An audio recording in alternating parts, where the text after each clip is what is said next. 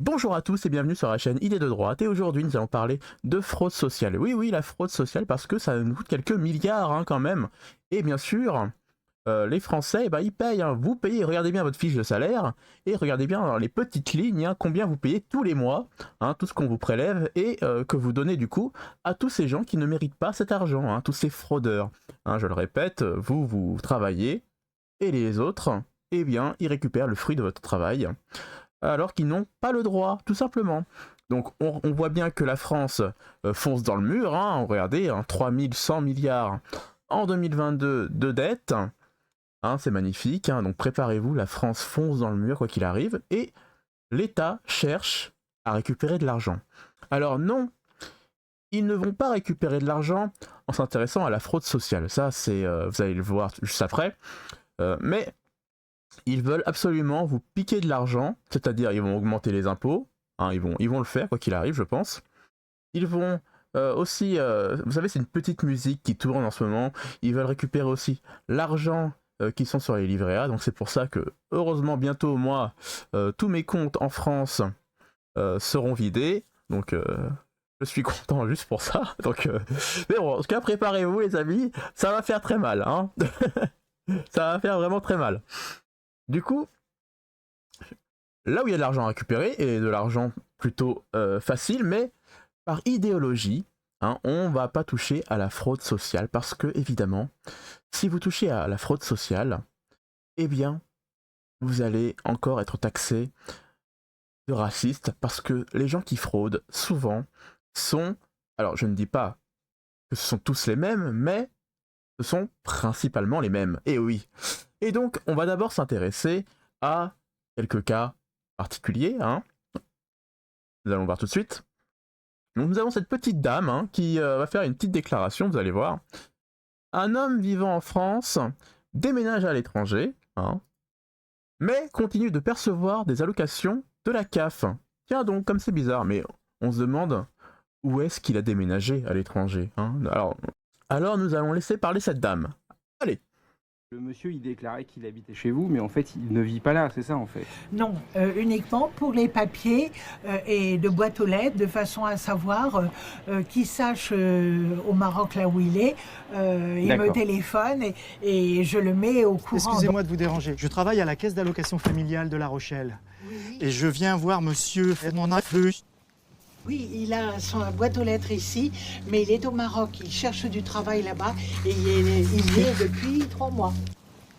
Il est parti depuis 3 mois. Il est parti là-bas pour refaire sa vie D'accord. et bosser. Le monsieur, il déclarait qu'il habitait chez vous, mais en fait, il ne vit pas là, c'est ça en fait? Non, uniquement pour les papiers et de boîte aux lettres, de façon à savoir qui sache au Maroc là où il est. Il me D'accord. téléphone et je le mets au courant. Donc quand il y a les problèmes, etc., voilà, je fais la boîte aux lettres mais téléphonique. Au revoir madame. Les droits de l'allocataire vont être suspendus immédiatement. On a du monde pour les faire, Et ils vont même le pour dénoncer rentrer. aux autres administrations françaises. Ce monsieur sans doute bénéficie de la CMU et que la caisse primaire d'assurance maladie est fortement aussi intéressée de savoir si elle verse, si elle rembourse des soins à des gens qui ne vivent pas sur le territoire. Et c'est une arnaque fréquente. Il y en a des milliers chaque année en France. Des personnes partent vivre au soleil à l'étranger avec l'argent de la CAF en guise de revenus. Tiens donc, le Maroc. Et ils sont des milliers. Donc c'est-à-dire que voilà, il y a des gens qui gardent une adresse en France pour toucher la CAF et qui partent quand même refaire leur vie, voilà, tout simplement, dans un pays où il y a du soleil, le Maroc, dans cet exemple-là, et ils disent qu'ils sont quelques milliers. Ça, c'est intéressant. Deuxième exemple, alors Charles Prats va nous le raconter tout de suite. Alors, Charles Prats, c'est un ancien magistrat qui a dédié, on va dire, son cheval de bataille, c'est la fraude fiscale. Il a écrit 2 bons bouquins, il faudrait que je les lise quand j'en aurai le temps un jour. Donc c'est le cartel de la fraude de tome 1 et tome 2. Donc je vous conseille de les lire aussi, j'espère avoir le temps de les lire un jour. Allez, c'est parti. Une petite famille spécialiste des escroqueries aux aides sociales, avec la complète jambon, c'est-à-dire fraude à l'existence, on déclare pas le décès, fraude à la résidence, en fait on perçoit depuis l'étranger, et puis surtout ce qui est révoltant, c'est qu'en fait elle est condamnée à une peine de prison avec sursis à 90 000 euros de dommages d'intérêt, sauf qu'elle est partie en Algérie. Elle vit en Algérie, donc elle va jamais rembourser. D'après vous, Romain? D'après moi, elle va jamais rembourser. Voilà, qui va payer? Les Français qui se réveillent en ce moment, les contribuables, et qui vont travailler. Et à l'heure où on voit bien que les finances publiques, on assiste à un crash en flamme du budget de l'État, des comptes sociaux, etc. C'est l'exemple type, c'est un exemple ponctuel, mais de ce qui se passe dans le pays. Alors cette fois-ci c'est pas le Maroc, mais c'est l'Algérie. Mais on voit déjà un schéma qui se dessine quand même un petit peu. C'est-à-dire que la dame, son père est décédé, mais elle touche quand même l'allocation retraite.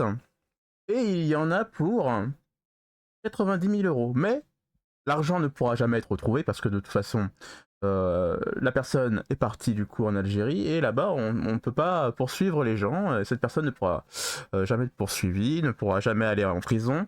Bref, 90 000 euros qui partent comme ça. Alors que c'est simple, pourtant tous les ans, normalement, vous pouvez envoyer une preuve d'existence. Et puis comme ça, on n'en parle plus. En tout cas, je pense qu'au sommet de l'État, il y a des gens qui ne veulent pas que ça se sache, en tout cas qui ne veulent pas élucider le problème par idéologie. Et bien sûr, les cartes vitales, alors là, les cartes vitales, il y en a, tout le monde en a une, en tout cas dans le monde entier, regardez.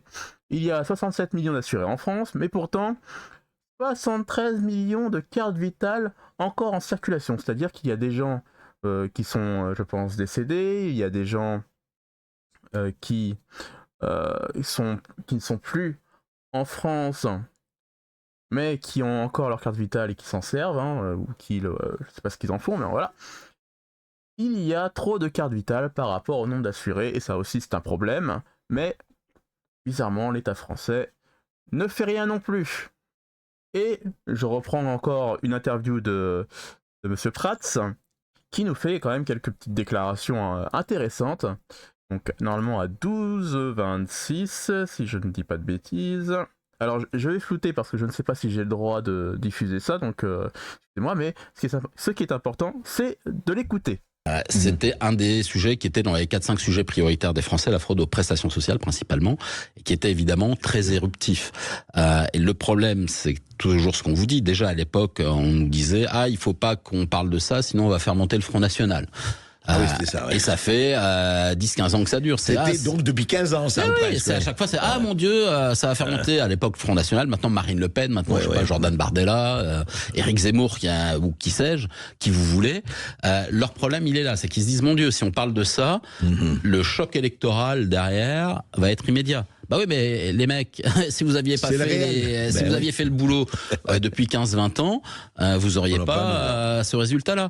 Et c'est d'ailleurs quand j'avais sorti mes 2 bouquins, ce que j'avais dit, si Emmanuel Macron avait été ultra malin sur ce sujet-là, il prenait le sujet à bras-le-corps, il disait mais attendez, moi c'est quoi ce bordel? Vous me réglez ça dans les 2 ans. Et puis voilà, et là il prenait 15 points dans les sondages, évidemment. Celui ou celle qui va prendre le taureau par les cornes sur ce sujet-là et qui va régler véritablement le problème, et pas simplement faire de l'esbrouf, lui, il va ou elle va vraiment monter et va vraiment répondre à la demande des Français. Est-ce que c'est éruptif parce que c'est lié à l'immigration, parce que c'est lié aux étrangers, etc., qui vivent et fait à 120 ans dans tel pays? C'est lié à tout. Alors vous avez évidemment un sujet immigration, mais l'ensemble de la fraude sociale, ou fiscale d'ailleurs, puisqu'on peut parler de... Parce que vous savez, on dit souvent fraude fiscale, les principales fraudes fiscales, c'est la TVA. On sait que le principal secteur, c'est le bâtiment, c'est le BTP. Et si vous commencez à regarder un petit peu qui sont les fraudeurs à la TVA dans le BTP, vous allez arriver assez rapidement à un sujet qui n'est pas très éloigné de l'immigration. Travail illégal, fraude fiscale, notamment dans ce type de secteur, on n'est jamais très loin de la problématique immigration. Et voilà, donc vous avez vu, dans cette interview, Charles Prats nous dit « Par idéologie, depuis 15 ans, pour ne pas faire le jeu du Front National, voilà, il le dit très clairement, on n'a rien fait, on a laissé... l'argent des Français, on a distribué l'argent des Français à des fraudeurs, voilà, simplement. Et est-ce que dire, oui, l'immigration et la fraude sont liées, est-ce que dire juste cette phrase-là, est-ce que c'est faire le jeu du Front National? Excusez-moi, mais vous vous en occupez. La dette publique diminue. Le président qui s'en est occupé monte dans les sondages. Et puis ça y est, vous voyez, on n'en parle plus. Mais non, par idéologie, on ne fait rien. Merci à nos politiques. Merci l'idéologie de gauche. Votre argent, on le distribue depuis 15 ans à des gens issus de l'immigration. Enfin, en tout cas, c'est ce que dit Charles Prats. Et en plus, s'attaquer à ce problème-là, c'est faisable. On peut le faire rapidement. Hein, ça va prendre évidemment plusieurs années pour tous les choper. Mais Charles Prats nous dit que si on peut le faire dès maintenant. Voilà, il faut juste de la volonté politique. Je m'en fous, je suis pas du bord politique d'Attal, mais je suis d'abord un serviteur de l'État à la Donc base. vous dites que c'est faisable, Charles Prats. Mais bien aujourd'hui, demain, enfin c'est faisable. Mais attendez, mais moi, là, vous voyez, on est quel jour là? On est le 9 avril. On est le 9 avril. Le 9 avril, demain on m'appelle, 1er mai, je suis opérationnel, j'appelle qui il faut, je monte une équipe, ou j'utilise les équipes qui sont là, et puis on y va. Et dans les 6 mois, 1 an, on va faire du boulot et puis on vous récupérera un peu de sous. Sécurisation des paiements de l'État pour éviter les fraudes comme on a connu pendant la période Covid. Donc vous pouvez travailler là-dessus. Vous pouvez évidemment travailler sur la fraude à la TVA, donc avec les utilisations logicielles précoces. On n'invente rien, c'est des choses qui existent depuis déjà une dizaine d'années. La sécurisation de la base des assurés sociaux, évidemment là-dessus. Sur la lutte contre la fraude sociale dans la branche famille ou dans la branche maladie, on peut y aller. Vous savez, sur la branche maladie, on parle beaucoup de l'assurance maladie. Ouais. Pareil, c'est des données de la Cour des comptes qui n'ont pas du tout été exploitées et les gens ont peu vu ce qu'il y avait. Mais à l'époque, on était avant le Covid, la Cour des comptes nous expliquait que 67 millions d'habitants, 66 800 000 bénéficiaires individuels de remboursement de soins. C'est-à-dire quasiment 100% de la population résidente, alors que dans les sondages, dans les sondages, il y a 16% des gens qui vont pas voir le médecin chaque année. Donc, première fois qu'on avait une photographie un peu floue du tourisme médical. Donc, c'est possible de le faire. Mais alors, qui bloque le truc? Alors, il y a forcément la volonté politique qui n'est pas là, mais pas que. Charles Prats, vous parlez de l'administration, on en parlait aussi hors antenne, mais est-ce que vous n'allez pas avoir ce phénomène qui dit oui très bien on fait, mais l'administration va dire nous aussi on savait, comme vous dites à tous les niveaux, il savait, il dit mais si on fait, ils vont nous dire qu'on n'a pas travaillé, et donc est-ce qu'il ne veut pas y avoir une pression de l'administration, je parle au milieu pour dire oui attendez les gars on va pas vous faciliter le truc. Alors vous aurez une pression de la haute administration. C'est-à-dire des décideurs, des grands patrons, etc. Vous n'aurez pas une pression de la base, parce que je peux vous dire que les contrôleurs, les enquêteurs à la base, ils attendent que ça. Ouais, les gars n'attendent que ça. Ils n'attendent que ça. Et voilà, à la haute administration aussi, ils vont bloquer le truc. Parce que les contrôleurs à la base, parce que moi, je vais être honnête avec vous, ma petite maman, qui est à la retraite maintenant, aussi était contrôleur pour les fraudes à la carte vitale. Et je me rappelle, quand j'étais gamin, des fois j'allais avec elle au travail. Il n'y avait pas moyen de me laisser seul à la maison. Et du coup, je me souviens, j'allais là-bas et je la voyais travailler. Bon, ça avait l'air d'être chiant comme la mort. Ça, je vous avoue que son boulot avait l'air d'être chiant comme la mort. Elle était dans le nez dans la paperasse, constamment. Et je la voyais, elle avait des piles comme ça de papier. Alors, je trouvais ça vraiment horrible, désastreux. Et le souci, c'est tout simplement, oui, c'est bien de trouver les fautifs. Donc, comme je disais, en plus, souvent que les profils étaient à peu près les mêmes. Je ne vous dirai pas lesquels, mais je vous laisse deviner. Mais après, il faut agir. C'est-à-dire que, certes, vous avez trouvé un fraudeur, mais après, qu'est-ce qui se passe une fois? Parce que le contrôleur, lui, il donne juste le nom, les preuves.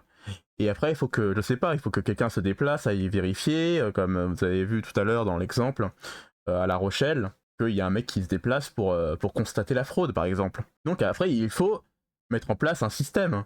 Et bien sûr, il faut des personnes. Et les contrôleurs, je pense qu'ils ne sont pas du tout suffisamment nombreux, ainsi que les personnes qui vont vérifier, du coup, la fraude. Est-ce que les juges derrière, après, appliquent les sanctions? Bref, tout le système doit se mettre en place, évidemment.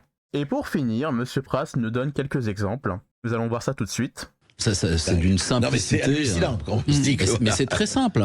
Je l'ai expliqué même au ministre. Voilà, vous prenez une fausse pièce d'identité européenne. Parce que quand vous avez une identité européenne, on vous demande pas de titre de séjour pour être en France. Donc vous faites une fausse carte d'identité belge, par exemple, pour ne pas citer un exemple bien connu, avec un extrait d'acte de naissance d'un pays ésotérique type Afrique, ancienne colonie du Royaume de Belgique, pour rester dans une logique cohérente. Donc vous êtes là, vous avez une pièce d'identité qui justifie que vous parliez français, un lieu de naissance qui est cohérent avec votre nationalité.